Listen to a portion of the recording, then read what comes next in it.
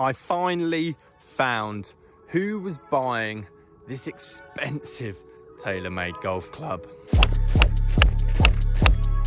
It's fair to say I didn't like this TaylorMade club when it first came out, mainly for one reason and one reason alone. Well, that is definitely a first in the morning kind of swing, isn't it? And I still very much stand by that video, considering the price that it first came out, how often you would actually use this club through the entirety of your round, and then also who is it actually targeting? Who actually needs this golf club, considering the shaft, the head type, the spin rate, and I guess the distance that you can produce with it. But it's not because the club doesn't perform. I actually think it performs very well. I even said in the video 3 years ago how good it looks aesthetically. Sounds great and obviously goes an extremely long way. But after spotting this club in Replay Golf, I pretty much figured out who was buying it for £325 to cure all their ailments. Potentially give you guys some advice if you're looking for something similar. And obviously now, well, this is actually quite an affordable option.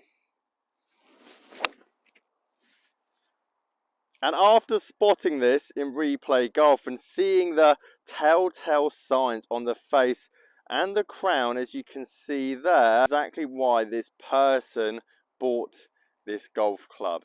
This wasn't to go alongside their driver. I doubt they would have even had the driver in the bag or barely even used the thing, considering the scrapes, scratches and marks as you can see on the face there. And one of the reasons I was so confused initially with that club when it first released is you're essentially just putting two drivers in the bag. If you've got a decent club head speed, decent launch angle, impact factors, you name it, that club's easily going to go 280. 290 with a really good club head speed behind it. I even remember a good portion of the TaylorMade pros at the time as well opting to hit the M6 version of the driver and the fairway wood because they obviously have the appropriate angle attack, they have the appropriate launch angle, and they needed the added forgiveness. This is not a forgiving club. This is essentially a mini driver. High launch, i.e. 14 degrees, not for fairway wood, but incredibly low spin with all that weight at the front, with that big 53 gram weight merged into the sole of the club. And if you have an incredibly low ball flight and you are looking for essentially a driver replacement, as you don't want to work on your technique at the moment, well, this is definitely a good substitute.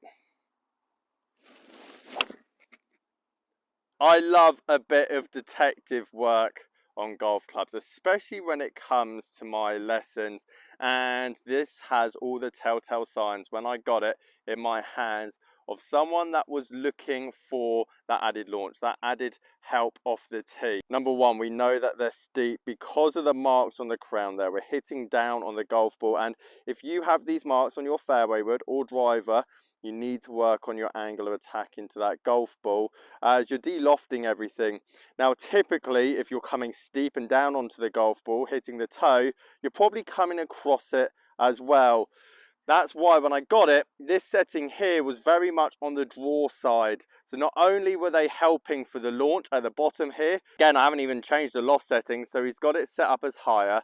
We've got a 3 fairway wood, we've got a low spin head with that weight at the front, and it was on the draw side with an X stiff shaft. We know that they could shift the ball, we know that they can obviously swing it quite hard, and when you add all of that up together, we've got a big hitter which is looking to get that ball more up in the air and try and offset some of that fade or slice that they have off the tee. And typically, from past experience, it's you tradesmen, roofers, scaffolders, bricklayers. Basically, your forearms are the size of my calf and you've got so much upper body strength that when you start this game, you've got unlimited club head speed because you can easily just use top half of your body like this and still hit the ball an absolute mile. but there's a reason the 16-year-old that weighs less than 60 kilos can outdrive you. And it's because they've just got decent impact factors. I've only just noticed this. Look at the grip as well. That is a telltale sign of a strong grip, someone that struggles with a fade. Look at those 2 marks on the grip, and look where my thumbs are hitting and pointing on the golf club. That's someone that's coming across it, needs a strong grip to close that club face, to start it, enough left over here to then bring it back in. And that person could reduce their club head speed by 15, 60 miles an hour, sort out their swing path and club face, and gain 15 to 20 yards. Now, I'm a big fan of there's not just one way of playing this game, and to be perfectly honest, I understand how limited our time can be. Family, kids, work. You probably only get to play once a week, and here's my advice.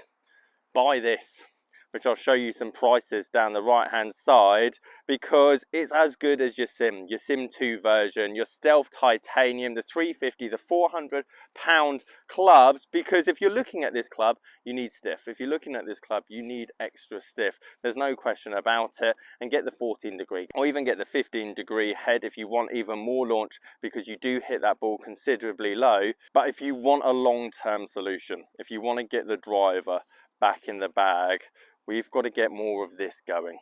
We've got to get the club going more from the inside, and a tiny bit more launch, not necessarily as steep and down on it. And ultimately that's going to put your driver back in the bag. And if it means your driver's back in the bag, it means you're getting more distance.